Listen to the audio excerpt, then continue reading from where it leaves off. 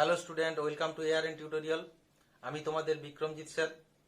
Class 9-এ তোমাদের প্রথম ভিডিওতে আমি পরমাণু গঠনের যে যে টপিকগুলো থাকে সেই টপিকগুলো বলে দিয়েছিলাম এবং মার্কস ডিভিশন বলে দিয়েছিলাম।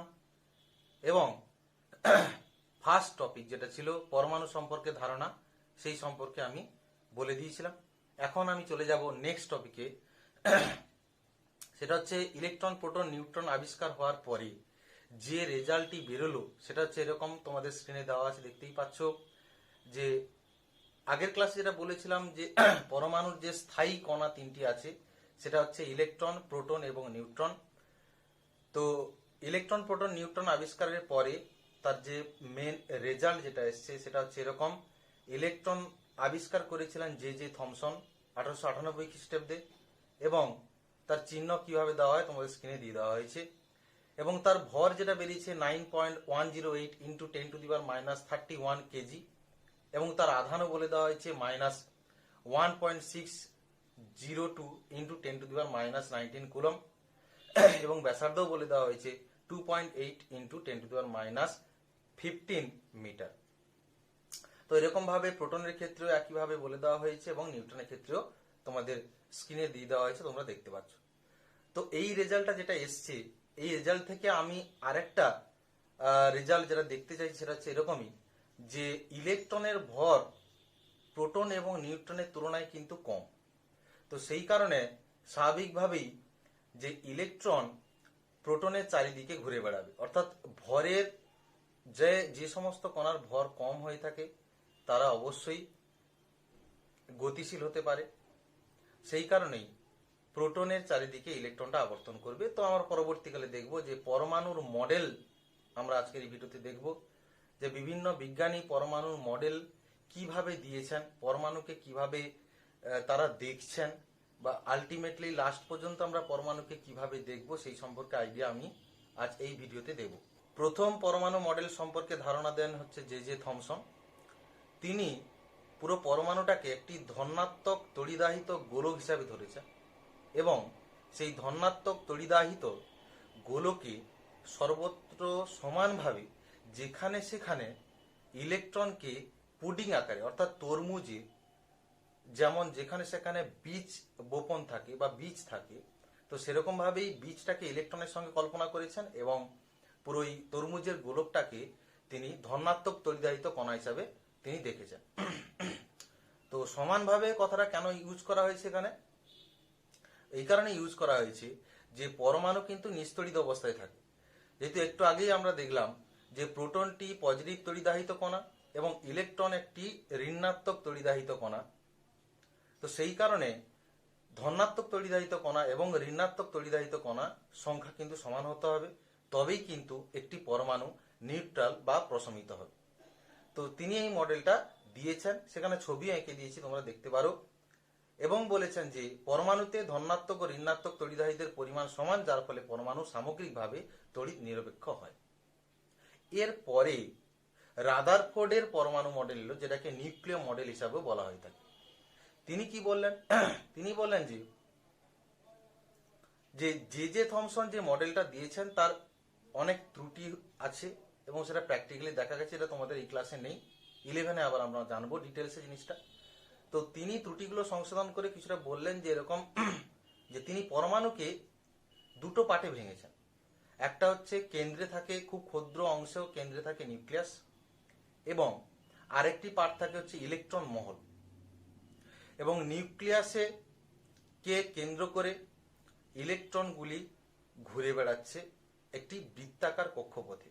তিনি কথা বলার চেষ্টা করলেন, এবং তিনি বললেন যে নিউক্লিয়াসে ধনাত্মক আধানযুক্ত কণা প্রোটন এবং তার চারিদিকে ইলেকট্রন ঋণাত্মক আধানযুক্ত কণা তার চারিদিকে ঘুরে বেড়াচ্ছে। এইভাবে তিনি একটি মডেল আমাদের সামনে তুলে ধরলেন, এবং এখানে বললেন যে ইলেকট্রনটি কেন ঘুরে বেড়াচ্ছে। তার কারণ হচ্ছে, যেহেতু ইলেকট্রন একটি তড়িৎ ঋণাত্মক যুক্ত কণা এবং প্রোটন বা নিউক্লিয়াস হচ্ছে প্রোটন থাকে, সেখানে ধনাত্মক তড়িদাহিত কণা, তো তাদের মধ্যে একটা স্থির তড়িৎ আকর্ষণ বল কাজ করে, যার ফলে সেই আকর্ষণ বলের কারণে ইলেকট্রনটি ওই বৃত্তাকার কক্ষপথ ছেড়ে বাইরে বেরিয়ে যেতে পারে না। তো তা সত্ত্বেও যদি আমি দেখি ব্যাপারটা, যে একটা যদি আমরা একটা ঢিল কল্পনা করি, একটা ঢিলকে দড়ি বেঁধে যদি আমি ঘোরাতে থাকি, তাহলে দেখতে পাবো ঢিলের কেন্দ্রের দিকে যে বলটা কাজ করছে সেটা হচ্ছে আমি দড়ি দিয়ে ধরে রেখেছি, এবং ঢিলটা সবসময় ছিটকে বাইরের দিকে বেরিয়ে যাওয়ার চেষ্টা করে। অর্থাৎ ঢিলের বাইরের দিকেও কিন্তু এক ধরনের বল কাজ করে, এবং ঢিলটা তখনই আমার মানে হাতের চতুর্দিকে ঘুরতে থাকবে যখন এই হাতে থাকা দড়ির আকর্ষণ বল এবং বাইরে ছিটকে যাওয়ার যে বলটা, এই দুটো বল যখন সমান থাকবে তখন কিন্তু ওই ঢিলটা ঘুরতে থাকবে। ঠিক সেভাবেই তিনি ব্যাখ্যা করেছেন যে ইলেকট্রনটা এটি বৃত্তাকার কক্ষপথে ঘুরতে থাকে, যেহেতু কেন্দ্রে প্রোটন এবং তার তড়িৎ ঋণাত্মক আধানের জন্য একটা স্থির তড়িৎ আকর্ষণ বল যেটা কেন্দ্রের দিকে কাজ করে, এবং ইলেকট্রনের ঘূর্ণনের জন্য বাইরের দিকে যে বলটা কাজ করে সেটাকে তিনি নাম দিয়েছেন কেন্দ্রাতিক বল। তো এই কেন্দ্রাতিক বল এবং স্থির তড়িৎ আকর্ষণ বল যদি সমান থাকে তবেই ইলেকট্রনটা নিউক্লিয়াসের চারিদিকে কিন্তু ঘুরতে থাকবে। তো তিনি এই ঘূর্ণনের কথা কিন্তু বললেন, যেটাকে আমরা নিউক্লিয় মডেল হিসাবে কিন্তু জানি। তো সেই কারণে এখানে বলে দেওয়া হয়েছে, প্রথমে তিনি প্রতিটি পরমাণুর কেন্দ্রস্থলে ধনাত্মক আধানযুক্ত কণা নিউক্লিয়াস বর্তমান, এই নিউক্লিয়াসের পরমাণু সমস্ত ধনাত্মক আধান এবং প্রায় সমগ্র ভর কেন্দ্রীভূত থাকে। অর্থাৎ একটা পরমাণুর সমস্ত ভর তার কিন্তু কেন্দ্রে কেন্দ্রীভূত থাকে। নিউক্লিয়াস বা কেন্দ্রকে কেন্দ্র করে ঋণাত্মক তড়িৎ আধানযুক্ত কণা ইলেকট্রনগুলি সমকেন্দ্রিক বৃত্তাকার কক্ষপথে তীব্র বেগে আবর্তন করতে থাকছে, এবং যেটাকে আমরা ইলেকট্রন মহল কিন্তু বলে থাকি। তিনি এই দুটো পার্টে প্রথমে ভেঙে দিয়েছেন, এবং সাইডে তোমাদের ছবিটা আমি দেওয়ার চেষ্টা করেছি, তোমরা ভালো করে দেখো যে মাইনাসকে ইলেকট্রন হিসেবে কল্পনা করো, এবং তার কেন্দ্রে যে প্রোটন আছে নিউক্লিয়াস, কেন্দ্রে নিউক্লিয়াস থাকে, নিউক্লিয়াসে পজিটিভ আধানযুক্ত কণা সেটা আমি এঁকে দিয়েছি, এবং বাইরের দিকে যে বলটা কাজ করছে সেটা হচ্ছে কেন্দ্রাতিক বল, ভেতর দিকে যেটা কাজ করছে সেটা হচ্ছে স্থির তড়িৎ আকর্ষণ বল, এবং সেটা ইলেকট্রনীয় কক্ষপথ, যে কক্ষপথে আবর্তন করছে সেটা হচ্ছে ইলেকট্রনীয় কক্ষপথ, এবং ইলেকট্রন নিউক্লিয়াস সবকিছু কিন্তু বলে দিয়েছি। এবং এখানে আরেকটা কথা আমি উল্লেখ করেছি, যেটা হচ্ছে নিউক্লিয়াসের ব্যাস 10⁻⁻15 মিটার আর ব্যাসার্ধ, আর হচ্ছে পরমাণুর ব্যাসার্ধ হচ্ছে 10⁻10 মিটার। এরপরে তিনি বললেন যে ধনাত্মক তড়িৎ আধানযুক্ত কণা নিউক্লিয়াস এবং তড়িৎযুক্ত নিউক্লিয়াস এবং ঋণাত্মক তড়িৎযুক্ত ইলেকট্রনগুলির মধ্যে ক্রিয়াশীল স্থির তড়িৎ আকর্ষণ বল এবং ইলেকট্রনের ঘূর্ণনজনিত কারণে কেন্দ্রাতিক বল পরস্পর সমান ও বিপরীতমুখী হয়। এর ফলে ইলেকট্রনগুলি আবর্তনরত অবস্থা নিজ নিজ কক্ষে সুস্থিত অবস্থায় আবর্তন করে। তো লাস্ট রাদারফোর্ডের পরমাণু মডেল থেকে আমরা এইটুকুই জানতে পারলাম যে পরমাণুর দুটি অংশ থাকে, যার কেন্দ্রে থাকে নিউক্লিয়াস, এবং নিউক্লিয়াসকে কেন্দ্র করে ইলেকট্রনগুলি একটি নির্দিষ্ট নয়, একটি সুস্থিত বৃত্তাকার কক্ষপথে আবর্তন করে। কিসের কারণে আবর্তন করে? তার স্থির তড়িৎ আকর্ষণ বল এবং কেন্দ্রাতিক বল সমান হয় বলে। এখন আমরা দেখব রাদারফোর্ড যে পরমাণু মডেলটির কথা বললেন সেই মডেলে কি কি প্রবলেম এসেছে, অর্থাৎ রাদারফোর্ডের পরমাণু মডেলের ত্রুটি। তো এখানে ত্রুটি অনেকগুলোই আছে, তো মেনলি দুটো ত্রুটি সম্পর্কে আলোচনা করে দিচ্ছি। ওই ত্রুটিগুলো পরবর্তীকালে বোর এসে সলভ করবেন। তো বোরই অ্যাকচুয়ালি এই ত্রুটিগুলো দেখেছিলেন। তো তখন হচ্ছে তড়িৎ চুম্বকীয় তরঙ্গের আবিষ্কারটা বা শক্তির বিকিরণটা হয়েছে প্ল্যাঙ্কের কোয়ান্টাম থিওরি থেকে। প্ল্যাঙ্ক বলছেন যে যখন একটা চার্জ পার্টিকেল বা চার্জযুক্ত কণা আর একটি চার্জযুক্ত কণার চারিদিকে ঘুরবে তখন সে নিরবিচ্ছিন্নভাবে একটা শক্তির বিকিরণ করতে থাকবে। এটা হচ্ছে প্ল্যাঙ্ক কোয়ান্টাম থিওরির একটা কথা। একটা চার্জ পার্টিকেল, আবার বলছি, একটি চার্জ পার্টিকেলের চারিদিকে অর্থাৎ একটা চার্জযুক্ত কণার চারিদিকে যখন আরেকটা চার্জযুক্ত কণা আবর্তন করবে তখন অনবরত একটি তড়িৎ চুম্বকীয় শক্তির বিকিরণ ঘটতে থাকবে।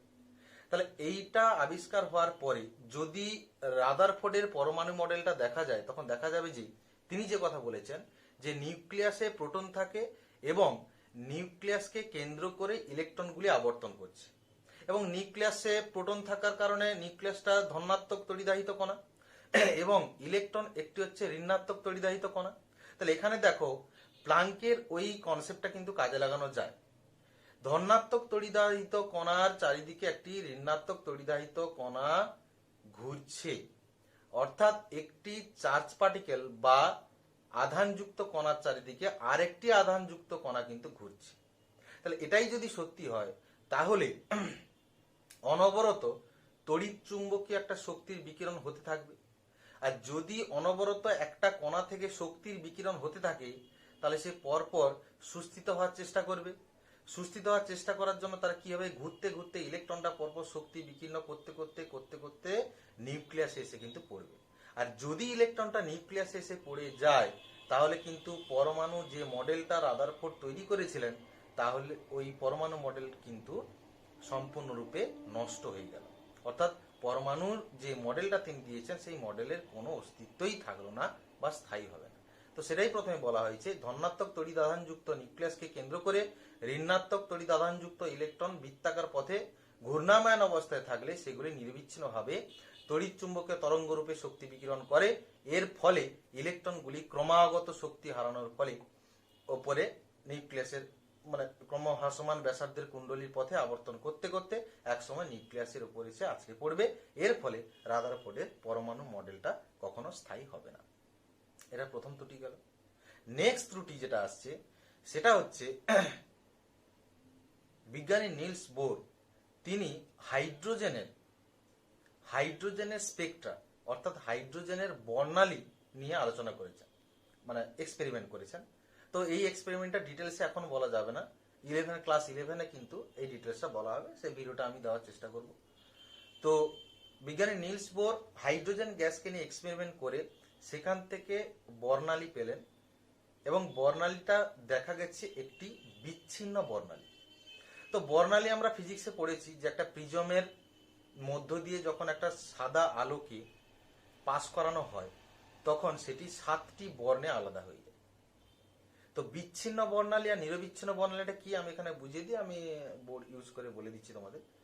তো যদি ওই বর্ণগুলি ওই 7টি লাইট এর মধ্যে যদি কোনো গ্যাপ না থাকে তখন তাকে বলবো নিরবিচ্ছিন্ন বর্ণালী বা continuous spectrum. Continuous spectrum means হচ্ছে কন্টিনিউয়াসলি অর্থাৎ কোনো গ্যাপ না দিয়ে পরপর থাকবে, সেটাকে বলা হয় কন্টিনিউয়াস স্পেকট্রাম। আর ডিসকন্টিনিউয়াস স্পেকট্রাম বা বিচ্ছিন্ন বর্ণালী হচ্ছে এটাই যে রংগুলির মধ্যে বা কালারগুলো যে প্লেটে আমি পাচ্ছি সেই কালারগুলোর মধ্যে একটা গ্যাপ থেকে যাবে।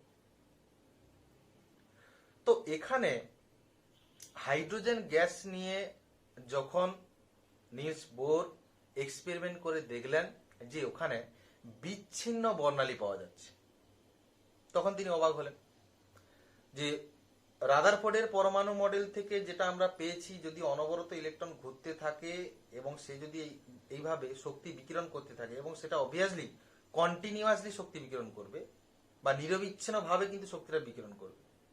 তাহলে যদি নিরবিচ্ছিন্নভাবে শক্তিটা বিকিরণ করত তাহলে আমরা যে বর্ণালীটা প্লেটে পেতাম তাহলে সেটা অবশ্যই নিরবিচ্ছিন্ন বর্ণালী হওয়া উচিত ছিল। কিন্তু হাইড্রোজেন স্পেকট্রা থেকে দেখা গেছে ওই বর্ণালী কিন্তু নিরবিচ্ছিন্ন বর্ণালী নয়, বিচ্ছিন্ন বর্ণালী। তো এটাতেও অনেকটা ডাউট হয়েছে। তো সেই কারণে রাদারফোর্ডের এই দুটো ত্রুটিকে কিভাবে বোর রাদারফোর্ড মডেলে মডিফাই করা হলো সেটা আমরা দেখব। তো এখন আমরা দেখব যে নিরবিচ্ছিন্ন বর্ণালীটা কি আর বিচ্ছিন্ন বর্ণালীটা কি একটু দেখে নিই। তো প্রিজমের মধ্য দিয়ে যখন একটা হোয়াইট কালারের রে, এখানে এই সাইডে একটা প্লেট রাখা হয়ে থাকে এবং এই প্লেটে এসে হোয়াইট কালারটা, সেটা ফিজিক্সে তোমরা পড়বে, প্রতিসরণ প্রতিফলন বিচ্ছুরণ এই সমস্ত কারণের জন্য এইভাবে লাইটগুলো তার নিজস্ব তরঙ্গ দৈর্ঘ্য আকারে কিন্তু ভেঙে চলে যায়। তো এই যে আলোর পটি বা বর্ণালীটা পেলাম সেখানে লাইট বা বিভিন্ন যে কালারগুলো আছে তাদের তরঙ্গ দৈর্ঘ্য অনুসারে কালারগুলো ভেঙে চলে যায় বা তাদের লাইটগুলো আলাদা হয়ে যায়। তো এই যে গ্যাপগুলো তোমরা দেখতে পাচ্ছ, এই গ্যাপগুলো যদি না থাকে, পুরো সিরিয়াল ওয়াইজ যদি পরপর কালারগুলো থাকে বেনিয়ে আসা কলা, তো তখন তাকে বলবো হচ্ছে নিরবিচ্ছিন্ন বর্ণালী। আর আমি যে ছবিটা এখন এঁকেছি সেটা হচ্ছে বিচ্ছিন্ন বর্ণালী। তো বিচ্ছিন্ন বর্ণালী কিভাবে এসছে, বোর যেটা দেখেছিলেন এখানে হাইড্রোজেন গ্যাস নিয়েছিলেন, সেখানে একটা রে পাঠিয়ে হাইড্রোজেন গ্যাসকে উত্তেজিত করা হয়েছে এবং এর এনার্জি লেভেলকে হাই করা হয়েছে। সেখান থেকে যে রেটা বেরিয়েছে সেখানে দেখা গেছে যে বিচ্ছিন্ন বর্ণালীটা এসছে। তো এটাই রাদারফোর্ডের ত্রুটি ছিল। তো এবার দেখা যাক যে বোর কিভাবে এই ত্রুটিগুলোকে সলভ করলেন। আচ্ছা, প্রথম যে রাদারফোর্ডের ত্রুটি ছিল সেটাকে বোর কিভাবে সলভ করলেন। বোর বললেন যে আমি মেনেই নিচ্ছি যে পরমাণুর কেন্দ্রে নিউক্লিয়াস থাকে এবং নিউক্লিয়াসে ধনাত্মক আধানযুক্ত কণা প্রোটন থাকে এবং তার চারিদিকে ইলেকট্রন অবশ্যই আবর্তন করছে। কিন্তু ইলেকট্রন যে কক্ষপথে আবর্তন করছে নিজের ইচ্ছে মতো যে কোনো কক্ষপথে কিন্তু ইলেকট্রন আবর্তন করতে পারে না। তিনি একথা বলে বললেন যে যদি একটা নিউক্লিয়াস থাকে কেন্দ্রে, এটা যদি আমি ধরি পজিটিভ আধানযুক্ত কণা, সেখানে অনেকগুলো কক্ষপথ থাকে এবং এই কক্ষপথে তিনি নাম দিলেন কি কে, এল, এম। আমরা পরবর্তীকালে জানবো যে কে কোয়ান্টাম নাম্বার। আমি কোয়ান্টাম নাম্বারের ভিডিওটা 11 ক্লাসে দেব, এখানে তোমাদের নেই, সেখান থেকে তোমরা যদি ডিটেলসে জানতে চাও জেনে নিতে পারো। তো এখানে quantum number n = 1, n = 2, n = 3, এইভাবে প্রথম কক্ষপথ, দ্বিতীয় কক্ষপথ, তৃতীয় কক্ষপথ এইভাবে তিনি ভাগ করে দিলেন। অর্থাৎ যেখানে রাদারফোর্ড বলেছিলেন যে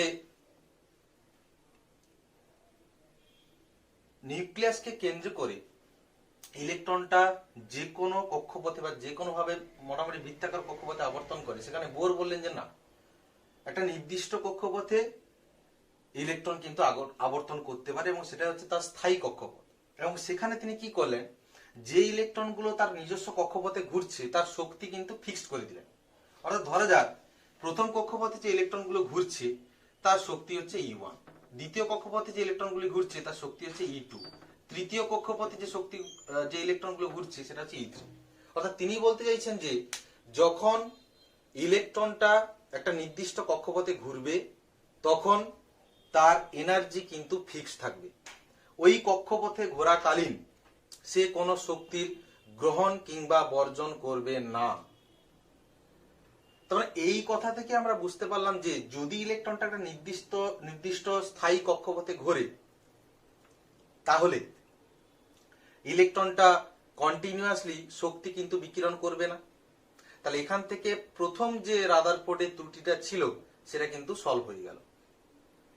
তাহলে সেখান থেকে যে পরমাণুর অস্তিত্বটা ছিল না বা স্থায়িত্ব যে পাওয়া যাচ্ছিল না, তিনি এখানে কিন্তু সেটাকে স্থায়ী করে দিলেন। কিভাবে স্থায়ী করলেন? এভাবে তিনি আবার বলছি, তিনি বললেন যে নির্দিষ্ট কক্ষপথে বা স্থায়ী কক্ষপথে যখন ইলেকট্রনটি ঘুরবে তখন সে কোনোভাবে কোনো শক্তি গ্রহণ কিংবা বর্জন করবে না। নেক্সট পয়েন্ট, বিচ্ছিন্ন আর নিরবিচ্ছিন্ন বর্ণালীটা কিভাবে তিনি সলভ করলেন দেখা যাবে। তিনি বলছেন যে ইলেকট্রন গ্রহণ কিংবা বর্জন করবে অবশ্যই। কখন বর্জন করবে বা কখন গ্রহণ করবে না, তিনি শক্তির একটা পার্থক্য দিলেন যে প্রথম কক্ষপথের শক্তিটা হবে কি কম, দ্বিতীয় কক্ষপথের শক্তি আরো বাড়তে থাকবে, তৃতীয় কক্ষপথের শক্তি কিন্তু বাড়বে। অর্থাৎ এই কক্ষপথের সংখ্যা যত বৃদ্ধি পাবে ততই ওই কক্ষপথে থাকা ইলেকট্রনের শক্তি কিন্তু বৃদ্ধি পাবে। তো সেই রেসপেক্টে যদি দেখা যায় প্রথম কক্ষপথের শক্তি কম, দ্বিতীয় কক্ষপথের শক্তি তার থেকে বেশি এবং তৃতীয় কক্ষপথের শক্তি কিন্তু তার থেকে বেশি। এবং এই শক্তির যে পার্থক্য, ধরো আমি বললাম 1 নম্বর কক্ষপথের শক্তি এবং 2 নম্বর কক্ষপথের শক্তির যে পার্থক্য কি হবে, তাহলে আমি যদি সেটাকে ডেল ই হিসেবে ধরি শক্তির পার্থক্য 1 নম্বর এবং 2 নম্বর, সেটা হবে কি E2 মাইনাস E1, অর্থাৎ ফাইনাল যে এনার্জি মাইনাস ইনিশিয়াল এনার্জি। তো এটাই হচ্ছে শক্তির পার্থক্য। এবং সেখান থেকে তিনি দেখলেন কি এইচ নিউ, এইচটা হচ্ছে প্ল্যাঙ্ক কনস্ট্যান্ট। প্ল্যাঙ্কের থিওরি তখন এর উপর অ্যাপ্লাই করা হয়েছে। সেটা কিভাবে অ্যাপ্লাই করা হয়েছে সেটা একটু পরে বলছি আমি। তিনি বলছেন যে এই যে নির্দিষ্ট পরিমাণ শক্তির যে গ্যাপগুলো আছে এটা কিন্তু একটা নির্দিষ্ট, অর্থাৎ ইলেকট্রন যখন উত্তেজিত হবে, অর্থাৎ 1 নম্বর শক্তি স্তর থেকে যখন 2 নম্বর শক্তি স্তরে যাবে তখন তাকে শক্তি গ্রহণ করতে হবে, কারণ এর শক্তি কম আছে এর শক্তি বেশি আছে। তাহলে অবশ্যই শক্তি গ্রহণ করে উত্তেজিত হয়ে দ্বিতীয় কক্ষপথে যেতে হবে। আবার কোনো ইলেকট্রন যদি ভাবে যে 2 নম্বর কক্ষপথ থেকে 3 নম্বর কক্ষপথে যাবে, তখন তাকে আবার শক্তি গ্রহণ করতে হবে। তার কারণ কি? কারণ E2 শক্তির থেকে E3 শক্তি অনেক বেশি। তাহলে যখন ইলেকট্রন উত্তেজিত হয়ে 1 নম্বর কক্ষপথ থেকে পরপর 2 নম্বর 3 নম্বর এরকম কক্ষপথ বাড়াতে চাইবে, তখনই কেবলমাত্র শক্তি গ্রহণ করবে। নেক্সট, ঠিক ভাইস ভার্সা কি হবে? যখন ইলেকট্রনটা E3 কক্ষপথ থেকে যখন E2 তে আসবে, তখন তাকে শক্তির বর্জন করতে হবে বা রিলিজ করতে হবে। কেন? কারণ E3 শক্তি E2 থেকে বেশি। তাহলে এই কক্ষপথ থেকে আসতে গেলে তাকে এই কক্ষপথে শক্তি নিয়ে আসতে হবে। তাহলে এখানে কি করবে তারা? ইলেকট্রন কি করবে? শক্তির বর্জন করবে। একই রকম ভাবে E2 থেকে E1 এ শক্তির বর্জন করবে।